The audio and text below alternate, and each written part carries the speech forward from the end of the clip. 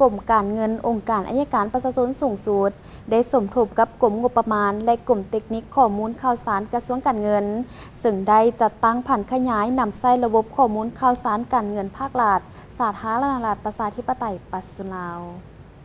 พิธีจัดขึ้นในวันที่20 พฤษภาคม 2025โดยการเข้าร่วมของท่านศรีสุพรรณ ศรีวันทองหัวหน้ากรมการเงินองค์การอัยการประชาชนสูงสุดมีคณะกรมคณะแผนกภายในกรมการเงินและห้องหัวหน้ากรมเทคนิคข้อมูลข่าวสารกระทรวงพร้อมด้วยวิชาการเข้าร่วมการผันขยายนำใช้ระบบข้อมูลข่าวสารการเงินภาครัฐสาธารณรัฐประชาธิปไตยปัจจุบันลาวในครั้งนี้แม้นเพื่อหันเวียกงานการเงินของระบบองค์การอัยการประชาชนสู่ความเป็นทันสมัยด้วยการสั่งรวมเอาทุกกระบวนการของ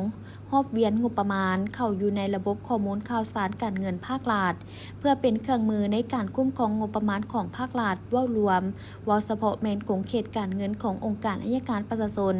เป็นต้นแมนการสร้างแผนการหับหองแผนการประกอบใบทอนคอร์ดการสรุปรายงานในหอบเวียนงบประมาณงานซึ่งจะสร้างความสะดวกในการสรุปงบประมาณในท้ายปี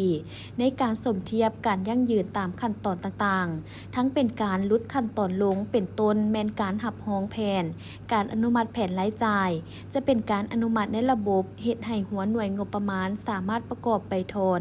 ส่งหาคลังเงินแห่งชาติไว้ขึ้นซึ่งเป็นผลดีเฮ็ดให้การจัดตั้งปฏิบัติรายจ่ายว่องไวขึ้นกว่าเก่า